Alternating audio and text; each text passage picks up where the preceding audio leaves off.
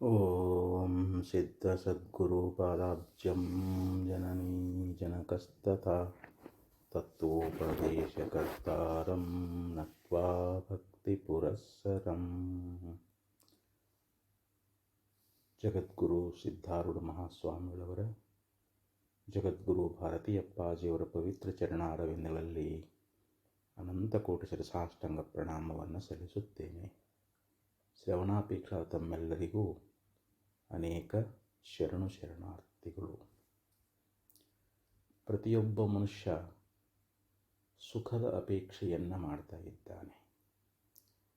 ನಾವು ಸಂಸಾರದಲ್ಲಿ ಅನಿತ್ಯವಾಗಿರುವಂಥ, ಕ್ಷಣಿಕವಾಗಿರುವಂಥ ಸುಖವನ್ನು ಅನುಭವ ಮಾಡ್ತಾ ಇದ್ದೇವೆ.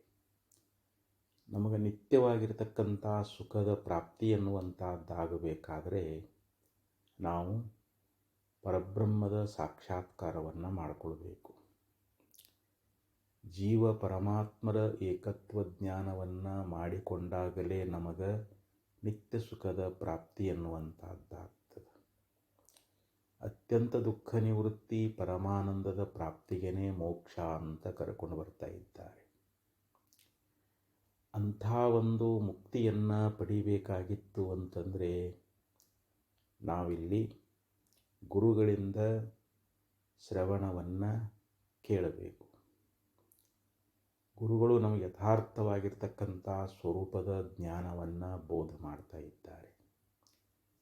ಶ್ರೀಮನ್ ನಿಜಗುಣ ಶ್ರೀಗಳವರು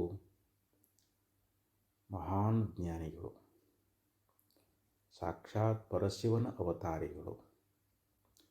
ಸಂಸ್ಕೃತದಲ್ಲಿರ್ತಕ್ಕಂಥ ಸಮಸ್ತ ಗ್ರಂಥಗಳನ್ನು, ಇವತ್ತು ಬ್ರಹ್ಮಸೂತ್ರ ಆಗಲಿ, ಉಪನಿಷತ್ತುಗಳಾಗಲಿ, ಭಗವದ್ಗೀತೆಯಾಗಲಿ, ಇನ್ನೂ ಅನೇಕ ಪ್ರಕರಣ ಗ್ರಂಥಗಳನ್ನು ಸಮಸ್ತವನ್ನು ಅವರು ಅರಿತುಕೊಂಡು ಅವರು ತಿಳಿಯದೇ ಇರತಕ್ಕಂಥ ಜ್ಞಾನವೇ ಇಲ್ಲ.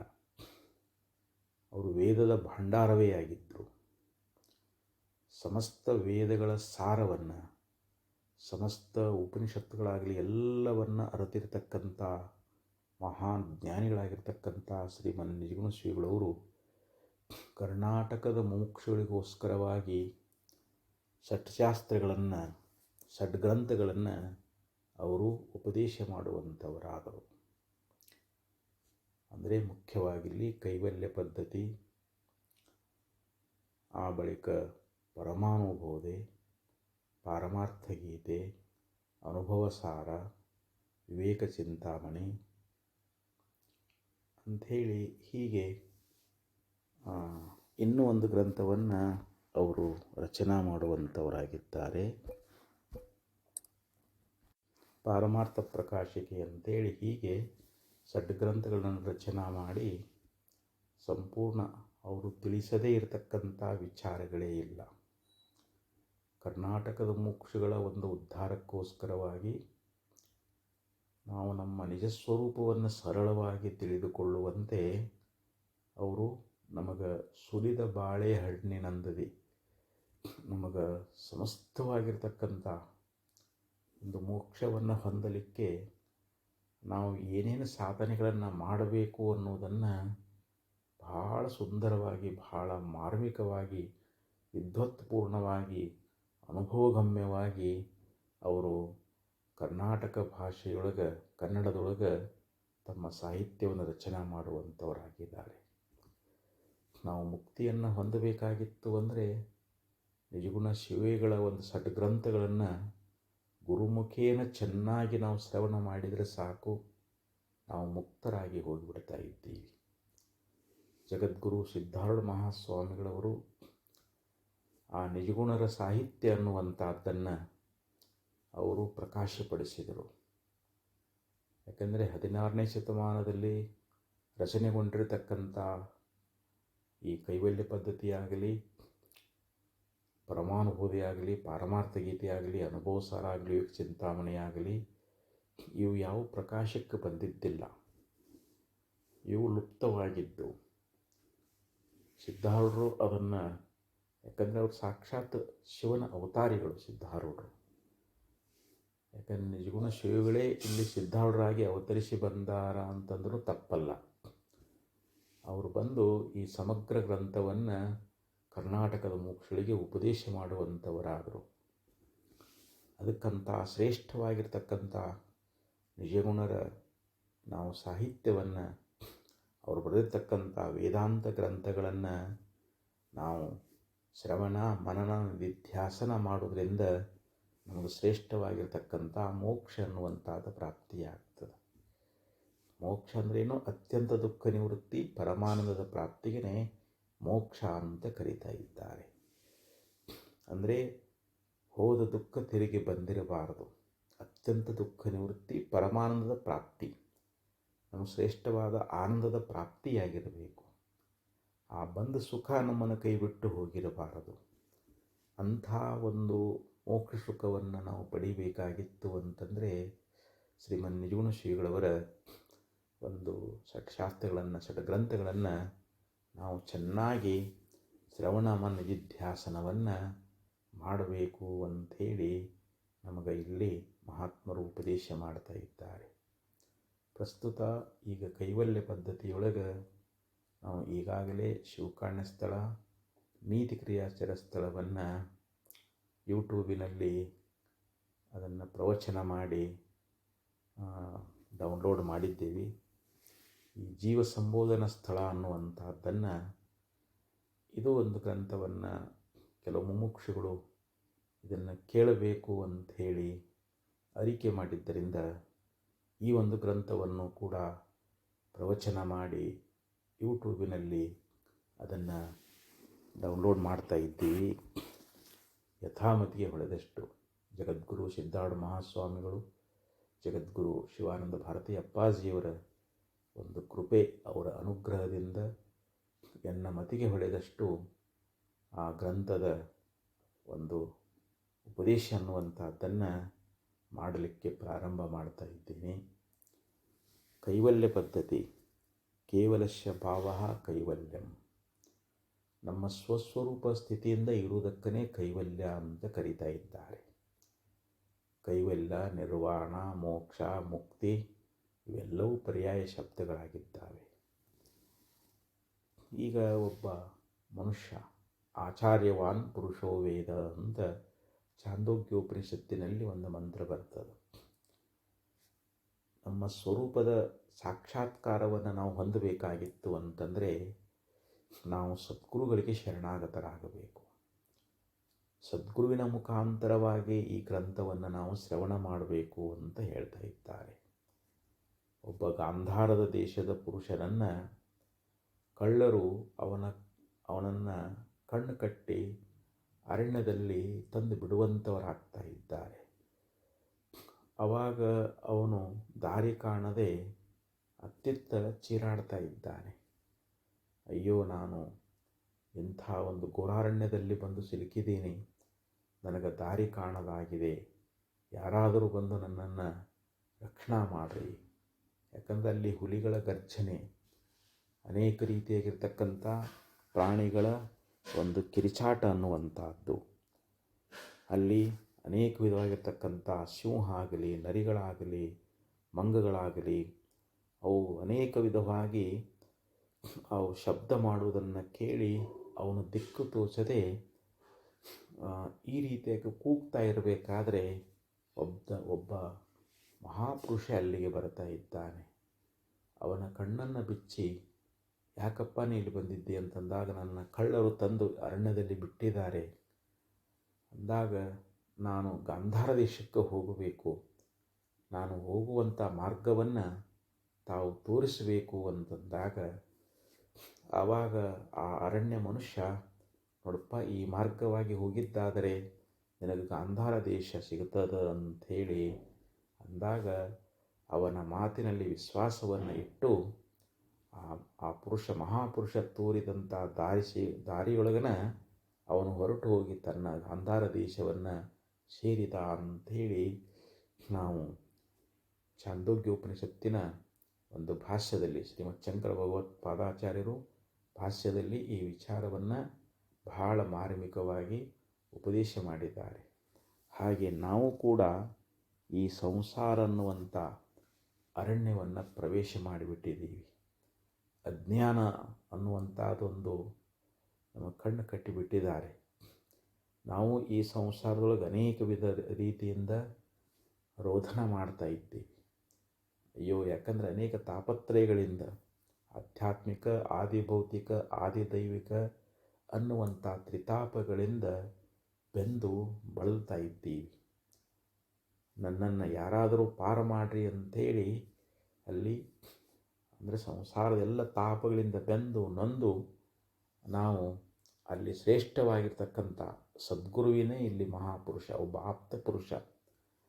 ಅವನನ್ನು ನಾವು ಆಶ್ರಯ ಮಾಡಿದ್ದೀವಿ ಅಂತಂದರೆ ಅದಕ್ಕೆ ಘೋರ ಭವಮಾಲೆಗಳುಕಿ ಮನದೊಳು ಆರಿಂದ ತೊಲಗುವುದೆಂದು ಚಾರು ಗುರುಪದವಿಡಿಯೇ ಮೊದಲ ಸಂಸಾರವೆನಗಿಲ್ಲವಾದುದ ಅಂಥೇಳಿ ಯಾವ ನಿಜಗುಣಶೀಲರು ಉಪದೇಶ ಮಾಡಿದಂತೆ ಅನಂತ ಜನ್ಮಗಳಲ್ಲಿ ಸಂಸಾರದ ದುಃಖಗಳನ್ನು ಅನುಭೋಗಿಸಿ ದಾರಿ ಕಾಣದೆ ನಾವು ಮನಸ್ಸಿನೊಳಗೆ ಈ ದುಃಖವನ್ನು ಕಳೀತಕ್ಕಂಥವರು ಯಾರಿದ್ದಾರೆ ಅಂಥೇಳಿ ನಾವು ವಿಚಾರ ಮಾಡಿ ಶ್ರೇಷ್ಠವಾಗಿರ್ತಕ್ಕಂಥ ಸದ್ಗುರುವಿನ ಚರಣಗಳಿಗೆ ನಾವು ಶರಣಾಗತರಾದೀವಿ ಅಂತಂದರೆ ಸದ್ಗುರುನಾಥ ನಮ್ಮನ್ನು ಈ ಸಂಸಾರ ಅನ್ನುವಂಥ ಘೋರಾರಣ್ಯದಿಂದ ನಮ್ಮನ್ನು ಪಾರ ಮಾಡುವಂಥವನಾಗ್ತಾ ಇದ್ದಾನೆ. ನಮಗೆ ಯಥಾರ್ಥವಾಗಿರ್ತಕ್ಕಂಥ ಮಾರ್ಗವನ್ನು ತೋರಿಸ್ತಾ ಇದ್ದಾನೆ. ನೋಡಪ್ಪ, ನೀನು ಈ ಮಾರ್ಗದೊಳಗೆ ಹೋಗು, ನಿನಗೆ ಯಾವುದೇ ಒಂದು ದುಃಖ ಅನ್ನುವಂತಹದ್ದಿಲ್ಲ. ಯಾಕಂದರೆ ಈ ಯಾವ ಒಂದು ತಾಯಿ ಗರ್ಭದಿಂದ ನಾವು ಹೊರಗೆ ಬಂದ ಬಳಿಕ ನಾವು ನಮ್ಮ ಯಥಾರ್ಥವಾಗಿರ್ತಕ್ಕಂಥ ಸ್ವರೂಪವನ್ನು ನಾವು ತಿಳಿಲಾರದೆ ನಾವೇನು ಮಾಡ್ತಾ ಇದ್ದೀವಿ ಅಂತಂದರೆ ಇಲ್ಲಿ ಬಾಲ್ಯಾವಸ್ಥೆ ಅನ್ನುವಂಥ ಮಂಗ ಕಿರ್ಚಾಡ್ತಾ ಇದೆ, ಯೌವನಾವಸ್ಥೆ ಎನ್ನುವಂಥ ನರಿ ಕೂಗ್ತಾ ಇದೆ, ಮುಪ್ಪಾವಸ್ಥೆ ಎನ್ನುವಂಥ ಹುಲಿ ಗುಡುಗು ಹಾಕ್ತಾ ಇದೆ, ಮರಣಾವಸ್ಥೆ ಎನ್ನುವಂಥ ಶಿವ ನಮ್ಮನ್ನು ನುಂಗ್ತಾ ಇದೆ, ಬಾಯಿ ತೆರೆ ನಿಂತು ಬಿಟ್ಟದು. ಹೀಗೆ ನಾವು ಅನೇಕ ವಿಧವಾಗಿರ್ತಕ್ಕಂಥ ದುಃಖಗಳನ್ನು ನಾವು ಅನುಭವಿಸ್ತಾ ಇದ್ದೇವಲ್ಲ. ಸದ್ಗುರುನಾಥ ನಮಗೆ ಯಥಾರ್ಥವಾಗಿರ್ತಕ್ಕಂಥ ಸ್ವರೂಪದ ಜ್ಞಾನವನ್ನು ಬೋಧ ಮಾಡಿ, ನೋಡಪ್ಪ, ನಿನಗೆ ಈ ಸಂಸಾರ ದುಃಖವೇ ಬಂದಿಲ್ಲ, ನಿನಗೆ ಸಂಸಾರ ಅನ್ನೋದೇ ಇಲ್ಲ, ನೀನು ಕೇವಲ ಪರಬ್ರಹ್ಮ ಸ್ವರೂಪನೇ ಇದೆ ಎನ್ನುವಂಥ ಯಥಾರ್ಥ ಜ್ಞಾನವನ್ನು ನಮಗೆ ಯಾವಾಗ ಬೋಧ ಮಾಡ್ತಾ ಇದ್ದಾನೋ ಆವಾಗ ಈ ಸಂಸಾರದ ಎಲ್ಲ ತಾಪವನ್ನು ಕಳಕೊಂಡು ನಾವು ಕೇವಲ ಆ ಪರಬ್ರಹ್ಮ ಸ್ವರೂಪದ ಸ್ಥಿತಿ ಎನ್ನುವಂಥದ್ದನ್ನು ಪ್ರಾಪ್ತಿ ಮಾಡಿಕೊಂಡು ಇಲ್ಲಿ ಗಾಂಧಾರ ದೇಶ ಅಂತಂದರೆ ನಮ್ಮ ಮುಕ್ತಿಯ ಸ್ವರೂಪ ಅಂತ. ನಮ್ಮ ಗಮ್ಯಸ್ಥಾನ ಯಾವುದು ಅಂತಂದರೆ ಅದು ಮುಕ್ತಿಯಾಗ್ಯದ. ಆ ಪರಬ್ರಹ್ಮ ಸ್ವರೂಪವನ್ನು ಹೊಂದಿದಾಗಲೇ ನಮಗೆ ನಿತ್ಯ ಮುಕ್ತಿ ಎನ್ನುವಂಥದ್ದು ದೊರಕುವಂಥದ್ದಾಗ್ಯದ. ಅದಕ್ಕೆ ಇಲ್ಲಿ ನಾವು ಗುರುಗಳನ್ನೇ ಆಶ್ರಯ ಮಾಡಬೇಕು.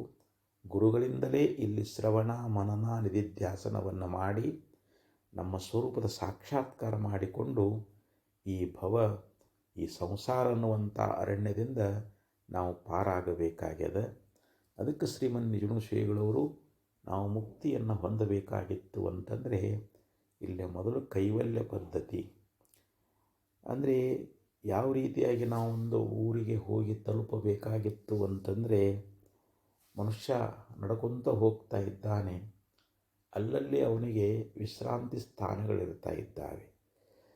ಅಲ್ಲಿ ಸ್ವಲ್ಪ ಹೊತ್ತು ಇದ್ದು ವಿಶ್ರಾಂತಿ ಪಡೆದು ಮತ್ತೆ ಹೆಂಗೆ ಮುಂದೆ ತನ್ನ ಗಮನವನ್ನು ಮಾಡ್ತಾ ಇದ್ದಾನೋ ಹಾಗೆ ಇಲ್ಲಿ ಶಿವಕಾರಣ ಸ್ಥಳ, ಜೀವ ಸಂಬೋಧನಾ ಸ್ಥಳ, ನೀತಿ ಕ್ರಿಯಾಚರ್ಯ ಸ್ಥಳ, ಯೋಗ ಪ್ರತಿಪಾದನಾ ಸ್ಥಳ ಮತ್ತು ಜ್ಞಾನ ಪ್ರತಿಪಾದನಾ ಸ್ಥಳ, ಈ 5 ಸ್ಥಳಗಳನ್ನು ಕೈವಲ್ಯ ಪದ್ಧತಿಯೊಳಗೆ ಬೋಧ ಮಾಡುವಂಥವರಾಗಿದ್ದಾರೆ.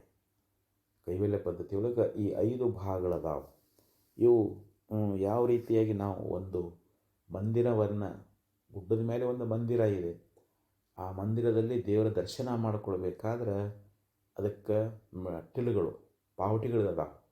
ಆ ಒಂದೊಂದೇ ಪಾವಟಿಗೆ ಅಥವಾ ಮೆಟ್ಟಿಲು ಏರ್ತಾ ನಾವು ಹೆಂಗೆ ಮೇಲೆ ದೇವರ ದರ್ಶನ ಮಾಡಿಕೊಳ್ತಾ ಇದ್ದೀವಿಯೋ ಹಾಗೆ ಇಲ್ಲಿ ಒಂದೊಂದೇ ಸ್ಥಳಗಳು. ಶಿವಕರ್ಣ ಸ್ಥಳ ಅನ್ನುವಂಥದ್ದು ಅಂದರೆ ಶಿವನ ಒಂದು ಕರುಣೆ ಎನ್ನುವಂಥದ್ದನ್ನು ಪಡೆಯುವಂಥದ್ದೇ ಶಿವಕಾರುಣ್ಯ ಸ್ಥಳ. ಯಾಕಂದರೆ ನಾವು ಎಷ್ಟೋ ಪಾಪಕರ್ಮಗಳನ್ನು ಮಾಡಿರ್ತೇವೆ. ನಮ್ಮ ಅಂತಃಕರಣದೊಳಗೆ ಆ ಪಾಪ ಅನ್ನುವಂಥದ್ದು ನಮಗೆ ಸ್ವರೂಪದ ಜ್ಞಾನವನ್ನು ಮಾಡಿಕೊಡಲಿಕ್ಕೆ ಅದು ಪ್ರತಿಬಂಧಕ ಆಗಿರ್ತದೆ. ಆ ಪಾಪವನ್ನು ಕಳ್ಕೊಳ್ಬೇಕಾಗಿತ್ತು ಅಂತಂದರೆ ನಾವು ಶಿವನಲ್ಲಿ ಭಕ್ತಿ ಅನ್ನುವಂಥದ್ದನ್ನು ಮಾಡಬೇಕು. ಶಿವನಲ್ಲಿ ನಾವು ಮಾಡಿರ್ತಕ್ಕಂಥ ಅಪರಾಧಗಳನ್ನು ನಿವೇದನೆ ಮಾಡಿ, ಹೇ ಪರಮಾತ್ಮ, ನಾನು ಇಂತಿಂಥ ಪಾಪಗಳನ್ನು ಮಾಡಿದ್ದೀನಿ, ಅವುಗಳನ್ನು ನೀನೇ ಪರಿಹಾರ ಮಾಡಬೇಕು. ಆ ಪಾಪಗಳನ್ನು ಕಳೆದು ನನ್ನ ಅಂತಃಕರಣವನ್ನು ನೀನೇ ಶುದ್ಧಿ ಮಾಡಬೇಕು ಅಂಥೇಳಿ ಅನಂತ ರೀತಿಯಿಂದ ನಾವು ಆ ಶಿವನನ್ನು ಕುರಿತು ಪ್ರಾರ್ಥನೆ ಮಾಡ್ತಾ ಇದ್ದೇವಲ್ಲ, ಅವನ ಕೃಪೆಯನ್ನು ನಾವು ಪಡ್ಕೊಳ್ಬೇಕಾಗಿದೆ. ಶಿವನ ಕರುಣೆ ನಾವು ಹೇಗೆ ಪಡ್ಕೊಳ್ಬೇಕು ಅಂಥೇಳಿ ಅದು ಬೋಧ ಮಾಡ್ತಕ್ಕಂಥದ್ದು ಇಲ್ಲಿ ಶಿವಕಾರುಣ್ಯ ಸ್ಥಳ. ಯಾಕಂದರೆ ಮಲ ವಿಕ್ಷೇಪ ಆವರಣ ಅಂತ 3 ದೋಷಗಳದಾವೆ. ಈ 3 ದೋಷಗಳನ್ನು ಕಳ್ಕೊಂಡಾಗಲೇ ನಮಗೆ ಮೋಕ್ಷ ಅನ್ನುವಂಥದ್ದು ದೊರಕ್ತದೆ.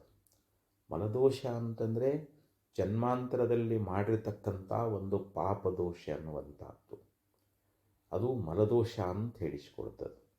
ಮಲದೋಷದ ನಿವೃತ್ತಿಗಾಗಿ ನಿಜಗುಣ ಶ್ರೀಗಳವರು ಶಿವಕಾರುಣ್ಯ ಸ್ಥಳ, ಜೀವ ಸಂಬೋಧನಾ ಸ್ಥಳ ಮತ್ತು ನೀತಿ ಕ್ರಿಯಾಚರ್ಯ ಸ್ಥಳ, ಈ 3 ಸ್ಥಳಗಳನ್ನು ಆ ಮಲದೋಷ ನಿವೃತ್ತಿಗೋಸ್ಕರವಾಗಿ ಉಪದೇಶ ಮಾಡಿದ್ದಾರೆ. ಇನ್ನು ವಿಕ್ಷೇಪ ದೋಷ ಅಂದರೆ ಚಿತ್ತದ ಚಾಂಚಲ್ಯತೆ. ನಮ್ಮ ಮನಸ್ಸು ಚಂಚಲವಾಗಿರತಕ್ಕಂಥದ್ದು. ಮನಸ್ಸಿನ ಒಂದು ಏಕಾಗ್ರತೆಯನ್ನು ನಾವು ಮಾಡಿಕೊಳ್ಬೇಕಾಗ್ತದೆ. ಮನಸ್ಸಿನ ಏಕಾಗ್ರತೆ ಎನ್ನುವಂಥದ್ದು ಹೇಗಾಗ್ತದೆ ಅಂತಂದರೆ ಚಿತ್ತವೃತ್ತಿ ನಿರೋಧ. ನಮ್ಮ ಚಿತ್ತವೃತ್ತಿಯನ್ನು ನಿರೋಧ ಮಾಡತಕ್ಕಂಥದ್ದು ಇದು ಯೋಗದಿಂದ ಸಾಧನೆ ಆಗ್ತದೆ. ಇಲ್ಲಿ ಅಷ್ಟಾಂಗ ಯೋಗಗಳು ಅಂತ ಬರ್ತಾ ಇದ್ದಾವೆ. ಯಮ, ನಿಯಮ, ಆಸನ, ಪ್ರಾಣಾಯಾಮ, ಪ್ರತ್ಯಾಹಾರ, ಧ್ಯಾನ, ಧಾರಣ, ಸಮಾಧಿ ಅಂಥೇಳಿ ಅಷ್ಟಾಂಗ ಯೋಗಗಳ ಪೂರ್ವಕವಾಗಿ ನಾವು ನಮ್ಮ ಮನಸ್ಸನ್ನು ನಿಗ್ರಹಿಸ್ತಕ್ಕಂಥದ್ದು ಇದು. ಅಂದರೆ ಯೋಗ ಪ್ರತಿಭಾ ಸ್ಥಳದಲ್ಲಿ ಅಲ್ಲಿ 5 ರೀತಿಯಾಗಿರ್ತಕ್ಕಂಥ ಯೋಗಗಳನ್ನು ಉಪದೇಶ ಮಾಡಿಕೊಂಡು ಬಂದಿದ್ದಾರೆ. ಅಂದರೆ ಚಿತ್ತವೃತ್ತಿ ನಿರೋಧ ಮಾಡಲಿಕ್ಕೆ, ಅಂದರೆ ವಿಕ್ಷೇಪ ದೋಷ ನಿವೃತ್ತಿಗೋಸ್ಕರವಾಗಿ ಯೋಗ ಪ್ರತಿಪಾದನಾ ಸ್ಥಳ. ಹಾಗೆ ಇಲ್ಲಿ ಆವರಣ ದೋಷ, ನಮ್ಮ ಸ್ವರೂಪವನ್ನು ಅಜ್ಞಾನ ಆವರಣ ಮಾಡಿಬಿಟ್ಟದು. ಅಜ್ಞಾನೇನಾವೃತಂ ಜ್ಞಾನಂ ತೇನ ಮುಹ್ಯಂತಿ ಜಂತವ ಅಂತ ಹೇಳ್ತಾರೆ. ಆ ಅಜ್ಞಾನದ ಆವರಣದ ನಿವೃತ್ತಿಗೋಸ್ಕರವಾಗಿ ಜ್ಞಾನ ಪ್ರತಿಪಾದನಾ ಸ್ಥಳವನ್ನು ರಚನಾ ಮಾಡುವಂಥವರಾಗಿದ್ದಾರೆ. ಅಂದರೆ ಅದು ಆವರಣ ನಿವೃತ್ತಿಗೋಸ್ಕರವಾಗಿ ಜ್ಞಾನ ಪ್ರತಿಪಾದನಾ ಸ್ಥಳ. ಹೀಗೆ ಪಂಚಸ್ಥಳಗಳು. ಅದಕ್ಕೆ ಇಲ್ಲಿ ಶಿವನ ಕರುಣೆಯನ್ನು ಪಡ್ಕೊಂಡ ನಂತರದಲ್ಲಿ ಜೀವ ಸಂಬೋಧನಾ ಸ್ಥಳ, ಅಂದರೆ ಜೀವನನ್ನು ಎಚ್ಚರ ಮಾಡುವಂಥದ್ದು. ಯಾಕಂದರೆ ನಾವೆಲ್ಲ ಅಜ್ಞಾನ ಅನ್ನುವಂಥ ನಿದ್ರೆಯಲ್ಲಿ ಮಲಗಿಬಿಟ್ಟಿದ್ದೀವಿ. ನಮಗೆ ಎಚ್ಚರ ಮಾಡುವಂಥದ್ದು ಯಾವುದು ಅಂತಂದರೆ ಇಲ್ಲಿ ಜೀವ ಸಂಬೋಧನಾ ಸ್ಥಳ. ಯಾಕಂದರೆ ನಮಗೆ ದೇಹದ ಮೇಲೆ ಮೋಹ, ದೇಹಕ್ಕೆ ಸಂಬಂಧಪಟ್ಟಿರ್ತಕ್ಕಂಥ ಹೆಂಡತಿ, ಮಕ್ಕಳು, ಸಂಪತ್ತು, ಈ ಹೊರಗಿನ ಭೌತಿಕ ಪದಾರ್ಥಗಳದಾವಲ್ಲ, ಇವುಗಳಲ್ಲಿ ನಾವು ಮೋಹಿತರಾಗಿದ್ದೀವಿ. ಆ ಮೋಹವೇ ನಮ್ಮನ್ನು ಬಂಧನಕ್ಕೆ ಈಡು ಮಾಡ್ಯದ. ಆ ಮೋಹವನ್ನು ನಾವು ಕಳ್ಕೊಳ್ಬೇಕಾಗ್ಯದ. ಅದಕ್ಕೆ ಆ ಮೋಹವನ್ನು ಬಿಡಿಸ್ತಕ್ಕಂಥದ್ದೇ ಇಲ್ಲಿ ಜೀವ ಸಂಬೋಧನಾ ಸ್ಥಳ ಅಂತ ಹೇಳಲ್ಪಡ್ತದೆ. ಮೋಹ ಬುದ್ಧಿಯಿಂದ ನಾವು ದುಃಖ ಹೊಂದ್ತಾ ಇದ್ದೀವಿ. ಆ ಮೋಹವನ್ನು ಗುರು ನಮಗೆ ಉಪದೇಶ ಮಾಡಿ ಆ ಮೋಹವನ್ನು ಬಿಡಿಸ್ತಕ್ಕಂಥವನಾಗಿದ್ದಾನೆ. ಆದ್ದರಿಂದ ಇಲ್ಲಿ ಜೀವನನ್ನು ಎಚ್ಚರಿಸುವಂತಹ ಸ್ಥಳ ಯಾವುದು ಅಂತಂದರೆ ಇದು ಜೀವ ಸಂಬೋಧನಾ ಸ್ಥಳ ಅಂತ ಹೇಳಿಸ್ಕೊಳ್ತದೆ. ಹಾಗೆ ನೀತಿ ಕ್ರಿಯಾಚರ್ಯ ಸ್ಥಳ. ಇಲ್ಲಿ ಜೀವನಾಗಿರ್ತಕ್ಕಂಥವನು ಆಚಾರಹೀನನಾಗಿ, ಅಂದರೆ ದುರಾಚಾರಿಯಾಗಿ ಅವನು ಸಂಸಾರದಲ್ಲಿ ಪ್ರವೃತ್ತವುಳ್ಳವನಾಗಿದ್ದಾನೆ. ಆ ದುರಾಚಾರದಿಂದ ಅವನಿಗೆ ಅನಂತ ದುಃಖಗಳು ಅವನಿಗೆ ಪ್ರಾಪ್ತವಾಗ್ತಾ ಇದ್ದಾವೆ.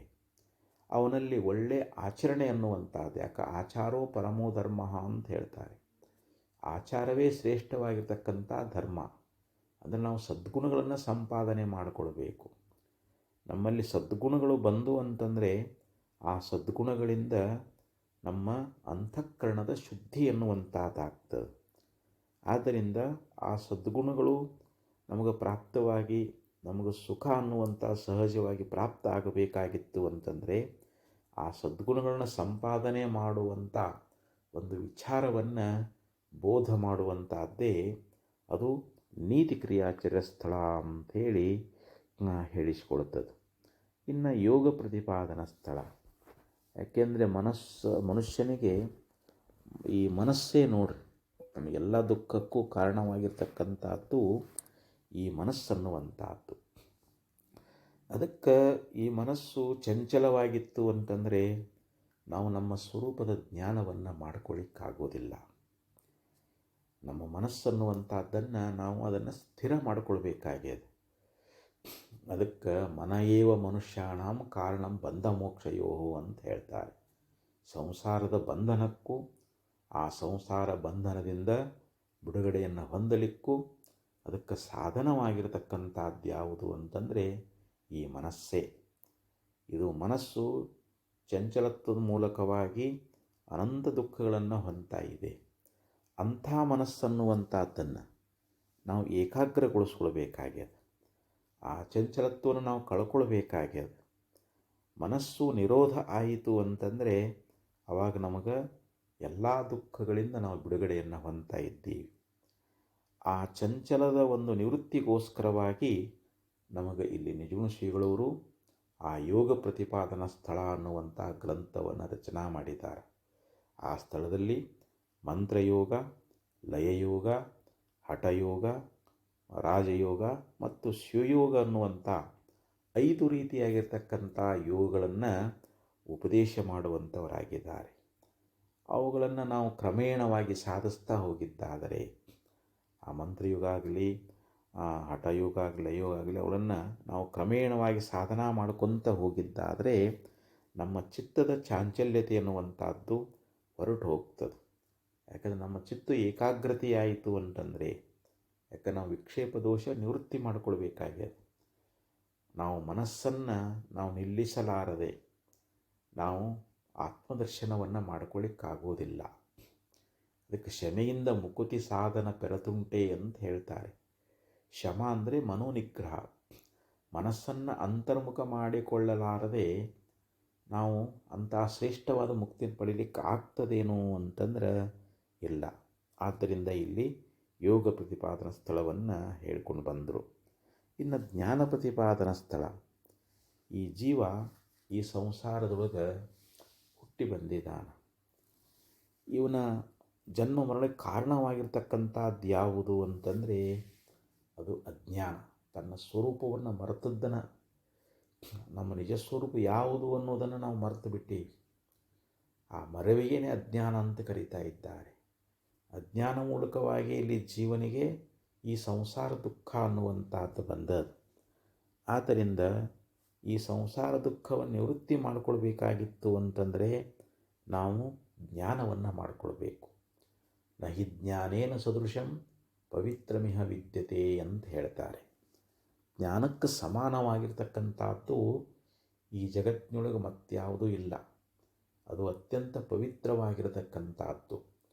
ಜ್ಞಾನಾದೇವತು ಕೈವಲ್ಯಂ, ಜ್ಞಾನದಿಂದಲೇ ಕೈವಲ್ಯ ಪ್ರಾಪ್ತಿ ಅಂಥೇಳಿ ನಮಗೆ ಶ್ರುತಿಗಳು ಬೋಧ ಮಾಡುವಂಥವುಗಳಾಗ್ತಾ ಇದ್ದಾವೆ.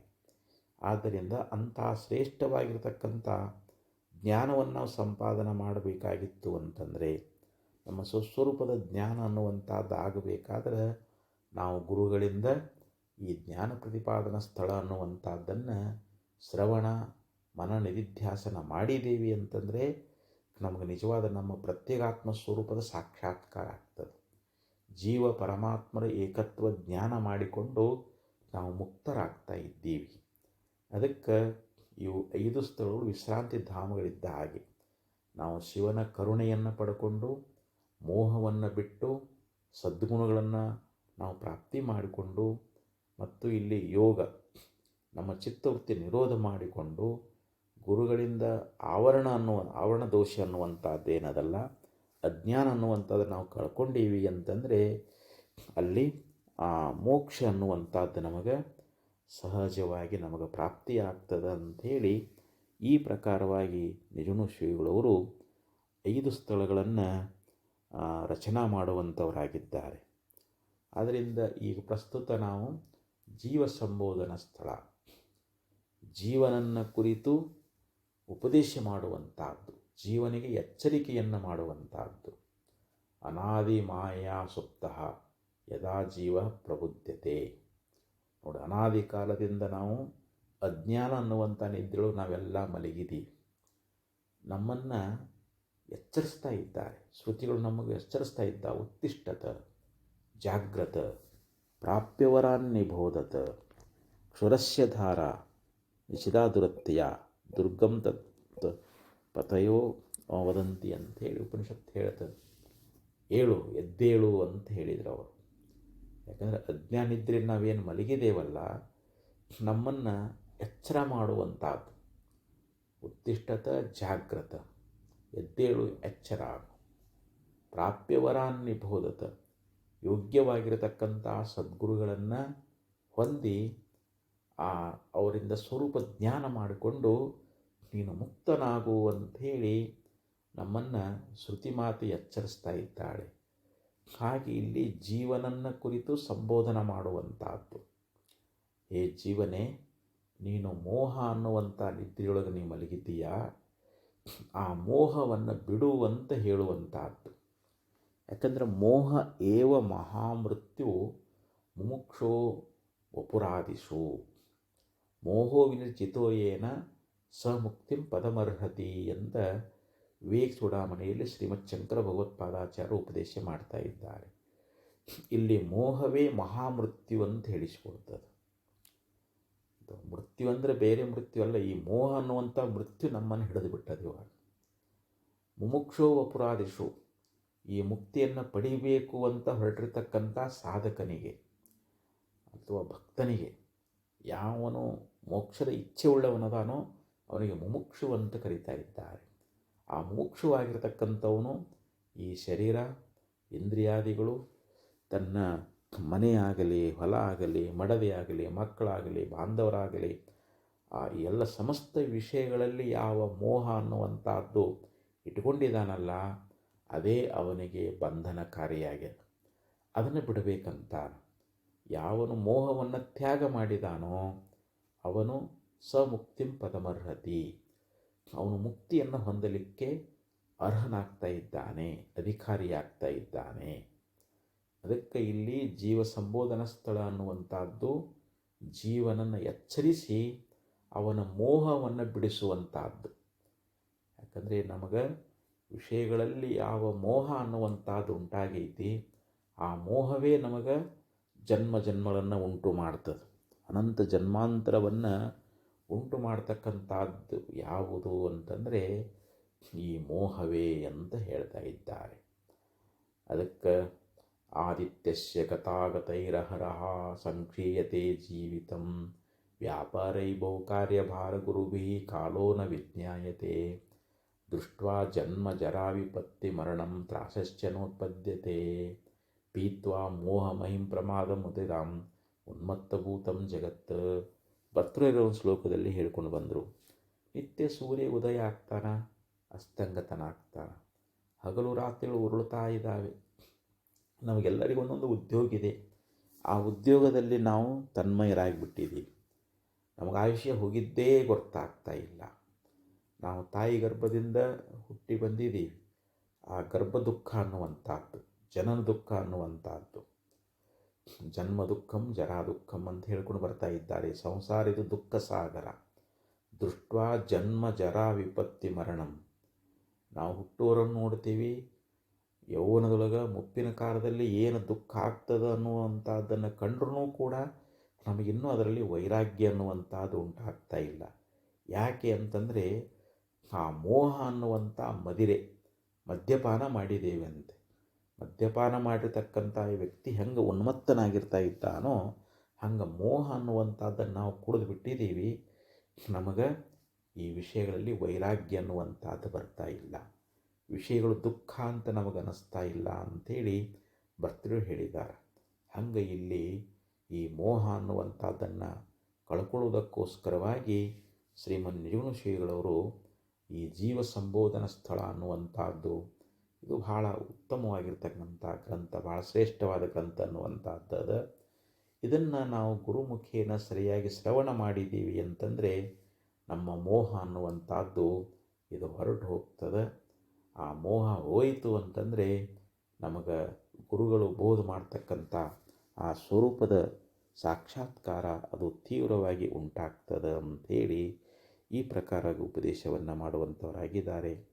ನಾಳೆಯಿಂದ ಅದನ್ನು ಪ್ರಾರಂಭ ಮಾಡೋಣ. ಪೂರ್ವ ಪೀಠಿಕಾ ರೂಪವಾಗಿ ಪ್ರಾಸ್ತಾವಿಕವಾಗಿರ್ತಕ್ಕಂಥ 2 ನುಡಿಗಳನ್ನು ಇಲ್ಲಿ ಹೇಳಿದ್ದೀನಿ. ನಾಳೆಯಿಂದ ಆ ಗ್ರಂಥವನ್ನು ಪ್ರಾರಂಭ ಮಾಡೋಣ ಅಂತ ಹೇಳ್ತಾ 2 ನುಡಿಗಳ ಸದ್ಗುರುಗಳನ್ನು ಅರ್ಪಿಸಿ ವಿರಮಿಸ್ತಾ ಇದ್ದೇನೆ. ಓಂ ತತ್ಸತ್.